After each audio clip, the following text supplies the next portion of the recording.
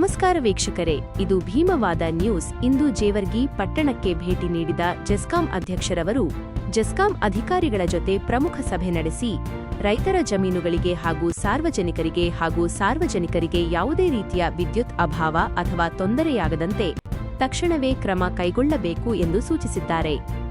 ಸಭೆಯ ಬಳಿಕ ಮಾಧ್ಯಮಗಳೊಂದಿಗೆ ಮಾತನಾಡಿದ ಪ್ರವೀಣ್ ಪಾಟೀಲ್ ಹರವಾಳ ಅವರು, ರೈತರ ಜಮೀನುಗಳಿಗೆ ಸಮರ್ಪಕ ವಿದ್ಯುತ್ ಪೂರೈಕೆಯಾಗುತ್ತಿಲ್ಲ ಎಂಬ ಸಾಲು ದೂರುಗಳು ತಮ್ಮ ಗಮನಕ್ಕೆ ಬಂದಿವೆ ಎಂದರು. ಸರಿಯಾಗಿ ಕೊಡ್ತಾ ಇಲ್ಲ ಅಧಿಕಾರಿಗಳಿಂದ ಬಹಳಷ್ಟು ಕೂಡ ಹೋರಾಟಗಳು ಕೂಡ ತಮ್ಮ ಪ್ರತಿಕ್ರಿಯೆ. ಮೊದಲಿಗೆ ನನಗೆ ತಾಲೂಕಾ ನನ್ನ ಸ್ವಂತ ತಾಲೂಕಾ ಆಗಿರೋದ್ರಿಂದ, ಹಾಗೆ ಮತ್ತು ನಮ್ಮ ಜನಪ್ರಿಯ ಶಾಸಕರು ಡಾಕ್ಟರ್ ರಾಜೇಶ್ ಜೇವರ್ಗಿ ನಾನು ಫಸ್ಟ್ ಆಯ್ಕೆ ಏನಕ್ಕೆ ಮಾಡಿದೆ ಅಂದರೆ ಎಲ್ಲ ಕಾನ್ಸ್ಟಿಟ್ಯೂನ್ಸಿ ಎಲ್ಲ ತಾಲೂಕುಗಳು ಹೋಗಲಿಕ್ಕೆ ಜೇವರ್ಗಿ ಮೊದಲಿಗೆ ನಾನು ಜೇವರ್ಗಿ ಬಂದು ಹಾಕಿದ್ದೆ. ನನ್ನ ಸ್ವಂತ ತಾಲೂಕು ಹಾಗೂ ನಮ್ಮ ಯುವ ನಾಯಕರು ಅಜಯ್ ಸಿಂಗ್ ಸಾಗರ್ ತಾಲೂಕು ಕಾಜಿಯಿಂದ ನಾನು ಇಲ್ಲಿ ಬಂದಿದ್ದೀನಿ. ಇವತ್ತು ನಾನು ರಿವ್ಯೂ ಮಾಡಿದೆ. ನೀವು ರೈತರ ಸಮಸ್ಯೆ ಹೇಳಿದ್ರೆ, ನಾನು ಒಬ್ಬ ರೈತನಾಗಿ ರೈತನ ಮಗ, ನಾನೊಬ್ಬ ರೈತನೇ ಇದ್ದೀನಿ. ರೈತರ ಸಮಸ್ಯೆ ಏನಂತ ನನಗೂ ಭಾಳ ಚಲೋ ಗೊತ್ತದ. ನನಗೆ ಭಾಳ ನೋವಾದ, ರೈತರಿಗೆ ಏನಾರೇ ತೊಂದರೆ ಆಗ ನನಗೂ ಭಾಳ ನೋವಾಗ್ತದೆ. ನಾನು ನಿರಂತರವಾಗಿ ನನ್ನ ಕಲಬುರಗಿಯಲ್ಲಿ ರೈತರ ಸಮಸ್ಯೆಗಳು ಬಂದಾಗ ನಾನು ನಿರಂತರವಾಗಿ ಅದಕ್ಕೆ ಸ್ಪಂದನೆ ಹಾಗೂ ನಾನು ಮಾಡ್ತಾಯಿದ್ದೀನಿ. ನೀವು ಅಂದಂಗೆ ಜೇವರ್ಗಿಯಲ್ಲಿ ತುಂಬ ಜಾಸ್ತಿ ತೊಂದರೆ ಇದೆ. ನಾನು ಅಧ್ಯಕ್ಷನಾಗಿ ಬಂದ ಮೇಲೆ ಕೂಡ ರೈತರ ಹೆಂಗೆ ಪ್ರಾಬ್ಲಮ್ ಬಗ್ಗೆ ಹೆಂಗೆ ಸಾಲ್ವ್ ಮಾಡ್ಬೇಕಂತ ಅದ್ರ ಬಗ್ಗೆನೂ ನಾನು ಯೋಚನೆ ಮಾಡಿ, ಫಸ್ಟ್ ನಾವು ಹೇಳಿದಂಗೆ ನಮ್ಮದು ಇಂಟ್ರಪ್ಷನ್ಸು ಜಾಸ್ತಿ ಇದೆ. ಲೈನ್ ಕರೆಕ್ಟಾಗಿ 7 ತಾಸು ರೈತರಿಗೆ ಸಿಗ್ತಾ ಇಲ್ಲ. ಎರಡನ್ನೂ TC ಸಮಸ್ಯೆ ಆಗ್ತಾಯಿದೆ. ನಾವು ಎರಡಕ್ಕೂ ಒಂದು ಸೊಲ್ಯೂಷನ್ ಮಾಡಬೇಕಂತ ನಾವು ಒಂದು ಪ್ರಯತ್ನ ಮಾಡ್ತಾಯಿದ್ದೀವಿ. ಫಸ್ಟು ಇಂಟ್ರಪ್ಷನ್ಸ್ ಆಗಬಾರ್ದು ಅಂದರೆ ನಮ್ಮದು ಸಬ್ಸ್ಟೇಷನ್ಸ್ಗಳು ಜಾಸ್ತಿ ಇರಬೇಕು ಈ ಸಿಟಿಯಲ್ಲಿ. ನಾನು ಬಂದ ಮೇಲೆ ಇಲ್ಲಿ ಒಂದು 7 ಸಬ್ಸ್ಟೇಷನ್ಸು ಹೊಸದಾಗಿ KPTCಯಿಂದ 110 kV ಸ್ಯಾಂಕ್ಷನ್ ಮಾಡಿಸ್ಕೊಂಡಿದ್ದೀವಿ. ಅದು ಪ್ರಗತಿಯಲ್ಲಿದೆ. ಒಂದಿಷ್ಟು ಜಾಗಗಳು ಅಲೋಟ್ ಆಗಿದೆ. ಇನ್ನೊಂದು 2-3 ಜಾಗಗಳು ಸಿಗಬೇಕು ನಮಗೆ. ಅದು ಈಗ DC ಮತ್ತು ACಯಲ್ಲಿ ಫೈಲ್ ಇದೆ. ಅದು ಇಲ್ಲಿಂದ ಹೋದ ತಕ್ಷಣ ನಾನು ಡೈರೆಕ್ಟ್ AC ಅವ್ರ ಅಪಾಯಿಂಟ್ಮೆಂಟ್ ತಗೊಂಡು ಅದು ಫೈನಲೈಸ್ ಮಾಡಿ ಇಮಿಡಿಯೇಟ್ ಟೆಂಡರ್ ಕಾಲ್ ಮಾಡಿ ಯಾವ ಸಬ್ಸ್ಟೇಷನ್ಸ್ಗಳು ಮಾಡಿ ಕೇಳಿದ್ವಿ. ಒಂದೇದು. ಎರಡನೇದು, ನಮ್ಮ ಲೈನ್ಗಳೆಲ್ಲ ಕಂಬಗಳು ಬಾಗಿದ್ದಾವೆ, ಲೈನ್ಸ್ ಎಲ್ಲ ವೈರ್ಗಳೆಲ್ಲ ತಳಗ ಇಳಿಬಿದ್ದಿದ್ದಾವೆ. ಅದಕ್ಕೆ ನಾನು ಈಗಾಗಲೇ ನಮ್ಮ ಅಧಿಕಾರಿಗಳಿಗೆ ಹೇಳಿದ್ದೀನಿ, ತಾವು maintenance work every second Saturday ಯಾರೂ ಲೀವ್ ಹಾಕೋಂಗಿಲ್ಲ, ಸುಟ್ಟಿ ಮಾಡೋಂಗಿಲ್ಲ, ಲೀವ್ ತೊಗೊಂಗಿಲ್ಲ. Every second Saturday of every month ಅವರು ಫೀಲ್ಡಲ್ಲಿ ಇರಬೇಕು, AW ಇರಬೇಕು. Before and after photo load ಮಾಡಬೇಕು. ಅದು ರೆಕಾರ್ಡೇಬಲ್ ಇರ್ತದೆ. ಅಂದ್ರೆ ಲೈನ್ಗಳು ಎಲ್ಲಿ ಕಂಬಗಳು ಜೊತೆ ಬಿದ್ದಾವ, ವೈರ್ಗಳ ಜೊತೆ ಬಿದ್ದಾವ, ಕಂಬ ಎಲ್ಲಿ ಬಾಗ್ಯಾವ, ಮತ್ತು ನಮ್ಮ ಸಬ್ಸ್ಟೇಷನ್ಸು ಟ್ರಾನ್ಸ್ಫಾರ್ಮರ್ಸು ಎಲ್ಲಿ ಬೆಳ್ಳಿಗಳು ಇರ್ಯಾವ, ಎಲ್ಲಿ ಏನೇನೋ ಅವೆಲ್ಲ ನೀವು every month of second Saturday ಮಾಡಬೇಕು. ಮತ್ತು ಅದು ಅಲ್ಲದೆ ಯಾವ್ಯಾವ ಈ ಕಣ್ಣಿಗೆ ಕಾಣಲಾಗುತ್ತೆ ಅವು ಇಮಿಡಿಯೇಟ್ ತಾವು ಮಾಡಬೇಕಂತ ಹೇಳಿದ್ವಿ. ಮತ್ತು ಇನ್ನೊಂದು ಟ್ರಾನ್ಸ್ಫಾರ್ಮರ್ ಸಮಸ್ಯೆ.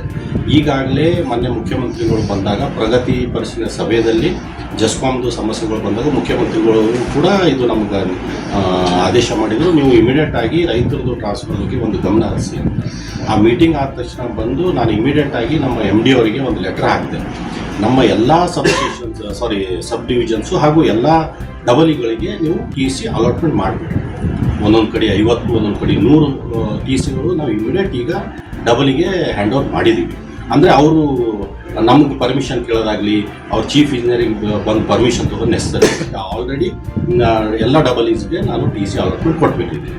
ಅಂದರೆ ಈಸಿ ಆಗ್ತದೆ, ಅದು ಆವಾಗಲೇ ಮಾಡಿದ್ದೀವಿ. ಇನ್ನೊಂದು ಏನಪ್ಪ ಅಂದರೆ, ಇದು ನಮ್ಮ ಸ್ಟಾಫು ಲೈನ್ಮೆನ್ ಕೊರತೆಗೂ ನಾವು ಈಗಾಗಲೇ ನಮ್ಮ ಪ್ರಿಯಾಂಕ್ ಖರ್ಗೆ ಸಾಹೇಬರು ಸರ್ಕಾರಕ್ಕೆ ಒಂದು ಮನವಿ ಕೂಡ ಮಾಡಿದ್ದಾರೆ. ಜೆಸ್ಕಾಂ ಎಂಟೈರ್ 7 ಜಿಲ್ಲೆಯಲ್ಲಿ ನಮಗೆ ಸ್ಟಾಫ್ ಕೊರತೆ ಇದೆ ಅಂತೇಳಿ ಅದೂ ಒಂದು ಪ್ರಗತಿ ಹಾದಿಯಲ್ಲಿದೆ. ಈಗಾಗಲೇ ಒಂದು ಲೈನ್ಮ್ಯಾನ್ಸ್ ತಗೋಲಿಕ್ಕೆ ನಮಗೊಂದು ಆದೇಶ ಮಾಡಿದ್ದಾರೆ. ಒಂದು 370 ಜನ ಹೊಸದಾಗಿ ಲೈನ್ಮ್ಯಾನ್ ಅಪಾಯಿಂಟ್ಮೆಂಟ್ ಮಾಡಿಕೊಂಡು ಅವರಿಗೂ ಕೂಡ ನಾವು ಫೀಲ್ಡಲ್ಲಿ ಇಮಿಡಿಯೇಟಾಗಿ ಇಳಿಸ್ತೇವೆ. ಈಗ ನೂತನ ಮುಖ್ಯಮಂತ್ರಿಯಾಗಿ ಈಗ ರಾಜ್ಯದಲ್ಲಿ ಕೂಡ ಏನದ ಸರ್ ಈಗ ಮತ್ತೊಮ್ಮೆ ಪರೀಕ್ಷೆ ಮಾಡ್ಬೇಕಂತೇಳಿ ರಾಜ್ಯದಿಂದ ಜನತೆಗೆ ಸದಸ್ಯ ಕೊಡ್ತಾರೆ ಸರ್. ಈಗ ಮತ್ತೊಮ್ಮೆ ಇದು ಮಾಡೋದು ಬಹಳ ಖಂಡಿತ ಈಗ ಸಮಸ್ಯೆ ಆಗಲ್ಲ ರೈತರಿಗೆ ಮತ್ತು ಬಡ ಜನರಿಗೆ ಅಂತ ಸರ್. ಇಲ್ಲ, ಇದು ನೋಡ್ರಿ ಸ್ವಲ್ಪ ಎಲ್ಲರಿಗೆ ಕನ್ಫ್ಯೂಷನ್. ಇದು ಸಮಸ್ಯೆ ಮಾಡಲಿಕ್ಕೆ ಮಾಡಿರೋ ಸ್ಕೀಮ್. ಈ ಸ್ಕೀಮ್ ಮಾಡಿರೋದೇ ಜನರಿಗೆ ಸವಲತ್ತಾಗಲಿ, ಜನರಿಗೆ ಅನುಕೂಲ ಆಗಲಿ ಅಂತ ಲಾಂಚ್ ಮಾಡಿರೋ ಸ್ಕೀಮ್. ಅದರಲ್ಲಿ ಏನಾಗಿದೆ ಅಂದರೆ ನಮ್ಮ ಹೊಸ ಮುಖ್ಯಮಂತ್ರಿಗಳು ಬಂದ ತಕ್ಷಣ ಹಲವಾರು ಲೋಪದೋಷಗಳು ಕಂಡಿದ್ದಾವೆ. ಒಂದು ಮಿಸ್ಯೂಸ್ ಆಗೋದು.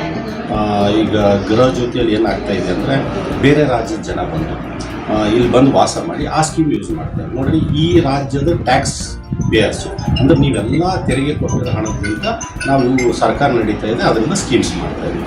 ನಮ್ಮ ಮುಖ್ಯಮಂತ್ರಿಗಳು ಏನು ಹೇಳಿದಾರಪ್ಪ ಅಂದ್ರೆ, ನೀವು ಮರು ರಿಜಿಸ್ಟ್ರೇಷನ್ ಮಾಡೋದೇನ ಅಂತಂದ್ರೆ, ನೀವು ಯಾರ್ಯಾರು ನಮ್ಮ ಕರ್ನಾಟಕದಲ್ಲಿದ್ದೀರಿ, ನಮ್ಮ ಮತದಾರರಿದ್ದೀರಿ, ತಾವೆಲ್ಲ ಮತ್ತೊಮ್ಮೆ ಮಾಡಿರಿ ಅಂತ ಹೇಳಿರೋದು. ಅದರಲ್ಲಿ ಏನೂ ಜಾಸ್ತಿ ದಾಖಲಾತಿಗಳು ಕೇಳಿ, ಸಿಂಪಲ್ ಡಾಕ್ಯುಮೆಂಟ್ಸ್, ಆಧಾರ್ ಕಾರ್ಡು ಮತ್ತು PAN card, voter I D compulsory, ಇಷ್ಟು ಹಚ್ಚಿದ್ರೆ ಸಾಕು, ಅವ್ರದ್ದು ರಿಜಿಸ್ಟ್ರೇಷನ್ ಆಗ್ತದೆ. ಸರ್, ಕೊನೆಯದಾಗಿ ರೈತರಿಗೆ ಸಮಸ್ಯೆ ಆದಾಗ ಈಗ ಸಮರ್ಪಕ ಕರೆಂಟ್ ಕೂಡ ಬಂದಿದೆ. ಅದರಿಂದ ರೈತರು ಕರೆಂಟ್ ಇಲ್ಲದ ಸಮಯದಲ್ಲಿ ಏನಂದ್ರೆ ಅಧಿಕಾರಿಗಳೆಲ್ಲ ನಮ್ಮ ಕರೆಗೆ ಸ್ಪಂದಿಸ್ತಾ ಇಲ್ಲ ಅಂತ ಹಲವಾರು ಆರೋಪಗಳು ಬಂದಿದೆ ಸರ್. ನಿಜ, ಅದು ನೀವು ಹೇಳೋದು ನಿಜ ಆಗಿದೆ. ಈಗ 1912 ಅಂತ ಹೇಳಿ ನಮ್ಮಲ್ಲಿ ಒಂದು 24/7 ಹೆಲ್ಪ್ಲೈನ್ ಇದೆ. ಅದರಲ್ಲಿ ನಾನು ಬಂದ ಮೇಲೆ ಒಂದು 2 ಸಲ ನಾನೇ ಸ್ವಂತ, ಈಗ ನಾನು ಚೇರ್ಮನ್ ಆಗಿದ್ದ ಮುಂಚೆ ನಾನು ಫಸ್ಟ್ ಯಾರಿಗೆ ಡಬಲಿಂಗ್ ಮಾಡ್ತಿರ್ಲಿಲ್ಲ, ನಾನೇ ಸ್ವಂತ 1912 ಫೋನ್ ಮಾಡ್ತಿದ್ದೆ. ನಿಜವಾಗ್ಲೂ ಅವ್ರು ಸ್ಪಂದನೆ ಮಾಡ್ತಿದ್ದೆ. ಈಗ ನನಗೆ ಕೆಲವು ದಿನಗಳಲ್ಲಿ, ಕೆಲವು ತಿಂಗಳಲ್ಲಿ ಏನು ಕಂಪ್ಲೇಂಟ್ಸ್ ಗೊತ್ತು ಸರ್, ಅದು ಬಿಸಿ ಬರ್ತಾ ಇದೆಯಲ್ಲ, ಇನ್ನು ತುಂಬ ಜಾಮ್ ಆಗ್ತಾ ಇದೆ ಅಂದಾಗ ನಾನೇ ಬಂದ ಮೇಲೆ ಇಮಿಡಿಯೇಟ್ ಇನ್ನೂ 50 ಜನ ಹೆಚ್ಚಿಗೆ ಮಾಡಿದ್ದೀನಿ. ಅದು ಇನ್ನೊಂದು 2 ತಿಂಗಳಲ್ಲಿ ಭರ್ತಿ ಮಾಡ್ಕೊಂಡು ಅದನ್ನು ಸಾರ್ಟ್ ಔಟ್ ಮಾಡ್ತೀನಿ. ಇನ್ನೊಂದು ನಮ್ಮ ಅಧಿಕಾರಿಗಳು ಫೋನ್ ಎತ್ತಾ ಇಲ್ಲ, ನನಗೂ ಗಮನಕ್ಕೆ ಬಂದಿದೆ. ಈಗಾಗಲೇ ಮೀಟಿಂಗಲ್ಲಿ ಹೇಳಿದ್ದೀನಿ ನಾನು, ನೀವು ಸ್ಪಂದನೆ ಮಾಡಬೇಕು, ಅದಕ್ಕೆ ಎಲ್ಲರಿಗೆ ರೆಸ್ಪಾನ್ಸಿಬಿಲಿಟಿ ನೀವು ತೊಗೊಂಡು ನಿಂತು ಕೆಲಸ ಮಾಡಬೇಕು ಅಂತ ಹೇಳಿದ್ದೀನಿ. Thank you.